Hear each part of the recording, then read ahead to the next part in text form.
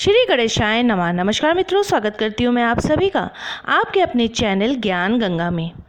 योगिनी एकादशी के दिन भगवान श्री नारायण की पूजा आराधना की जाती है। इस व्रत को करने से समस्त पाप नष्ट हो जाते हैं और पीपल के वृक्ष को काटने जैसे पाप तक से मुक्ति मिल जाती है। इस व्रत के प्रभाव से दिए हुए श्राप तक का निवारण भी हो जाता है। ये एकादशी देह की समस्त व्याधियों को दूर कर सुंदर रूप, गुण और यश देने वाली है। योगिनी एकादशी का व्रत करने से जीवन में समृद्धि और आनंद की प्राप्ति होती है। ये व्रत तीनों लोकों में प्रसिद्ध है। मान्यता है कि योगिनी एकादशी का व्रत करने से 88,000 ब्राह्मणों को भोजन कराने के बराबर पुण्य मिलता है। तो चलिए जानते हैं कब है योगिनी एकादशी, क्या रहेगी एकादशी की तिथि, पूजन विधि क्या है, पारण का समय क्या है, द्वादशी समाप्ति समय क्या है और साथ ही क्या है योगिनी एकादशी से संबंधित कथा। लेकिन वीडियो शुरू करने से पहले अगर आप मेरे चैनल पर नए हैं और अभी तक आपने इसे सब्सक्राइब नहीं किया है तो आगामी एकादशी व्रत की जानकारी प्राप्त करने के लिए आज ही मेरे चैनल को सब्सक्राइब कर ले, साथ में बेल आइकन को प्रेस कर दे ताकि आपको मेरे वीडियोस की नोटिफिकेशन मिलती रहे। वीडियो अच्छा लगे तो उसे लाइक और शेयर करना बिल्कुल ना भूलें। तो चलिए शुरू कर लेते हैं आज का वीडियो। योगिनी एकादशी व्रत 17 जून 2020 दिन बुधवार को है।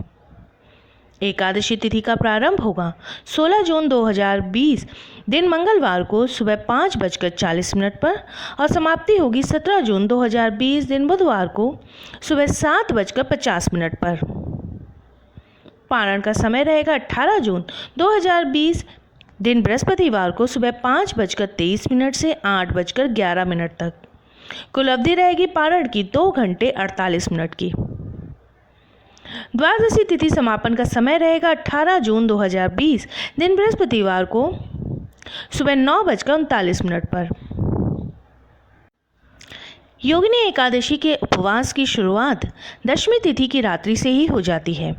व्रती को दशमी तिथि की रात्रि से ही तामसिक भोजन का त्याग कर सादा भोजन ग्रहण करना चाहिए और ब्रह्मचर्य का पालन अवश्य करना चाहिए।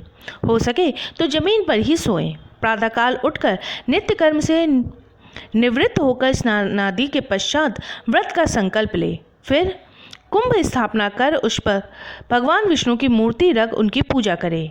भगवान नारायण की मूर्ति को स्नानादि करवा कर भोग लगाए। पुष्प, धूप, दीप आदि से आरती उतारे। पूजा स्वयं भी कर सकते हैं और किसी विद्वान ब्राह्मण से भी करवा सकते हैं। दिन में योगिनी एकादशी की कथा भी जरूर सुननी चाहिए।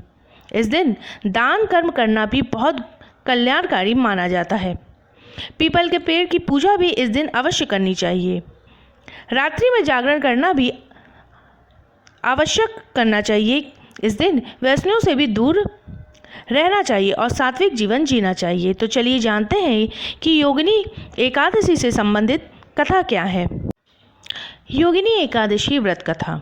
अलकापुरी नाम की नगरी में कुबेर नाम का एक राजा राज करता था। वह शिव जी का परम भक्त था। पूजा में वो फूलों का प्रयोग करता था और उसकी पूजा के लिए फूल हेममाली लाता था। हेममाली की विशालाक्षी नाम की सुंदर स्त्री थी। एक दिन वो मानसरोवर से पुष्प लाने के बाद पूजा कार्य में ना लगकर अपनी स्त्री के साथ रमण करने लगा। जब राजा कुबेर को उसकी राह देखते देखते दोपहर हो गई तो उसने क्रोधपूर्वक अपने सेवकों को आज्ञा दी, तुम जाकर हेममाली का पता लगाओ कि वो अभी तक फूल लेकर क्यों नहीं आया। जब यक्षों ने उसका पता लगा लिया तो वह कुबेर के पास जाकर कहने लगे, हे राजन, वो माली अभी तक अपनी स्त्री के साथ रमण कर रहा है। यक्षों की बात सुनकर कुबेर ने हेममाली को बुलाने की आज्ञा दी। हेममाली राजा कुबेर के सम्मुख जाकर डर से कांपता हुआ उपस्थित हुआ। उसने समय पर पुष्प ना लाकर मेरे परम पूजनीय देव भगवान शिव का अपमान किया है। मैं तुझे श्राप देता हूँ कि तू स्त्री का वियोग भोगेगा और मृत्यु लोक में जाकर कोढ़ी हो जाएगा। कुबेर के श्राप से वह उसी क्षण स्वर्ग से पृथ्वीलोक पर आ गिरा और कोढ़ी हो गया। उसकी स्त्री भी उसी समय उससे बिछड़ गई। मृत्युलोक में आकर उसने महादुख भोगे, परंतु शिव जी की भक्ति के प्रभाव से उसकी बुद्धि मलिन न हुई और पिछले जन्म के कर्मों का स्मरण करते हुए वो हिमालय पर्वत की तरफ चल दिया। वहाँ पर चलते चलते उसे एक ऋषि मिले। वो ऋषि के आश्रम में पहुँचा। वे ऋषि बहुत तपशाली थे। उस समय वह दूसरे ब्रह्मा के समान प्रतीत हो रहे थे। हेममाली वहाँ गया और उनको प्रणाम करके उनके चरणों में गिर पड़ा। उसे देखकर ऋषि बोले कि तुमने क्या बुरा कार्य किया है जो तुम्हारी आज ये दशा है। इस पर हेममाली ने अपनी सारी व्यथा ऋषि को सुना दी। ये सब सुनकर ऋषि ने कहा कि तुमने मेरे सम्मुख सत्य कहे हैं, इसलिए मैं तुम्हारे उद्धार में तुम्हारी सहायता करूँगा। तुम आषाढ़ माह के कृष्ण पक्ष की योगिनी नामक एकादशी का विधि पूर्वक व्रत करो, तुम्हारे सभी पाप नष्ट हो जाएंगे।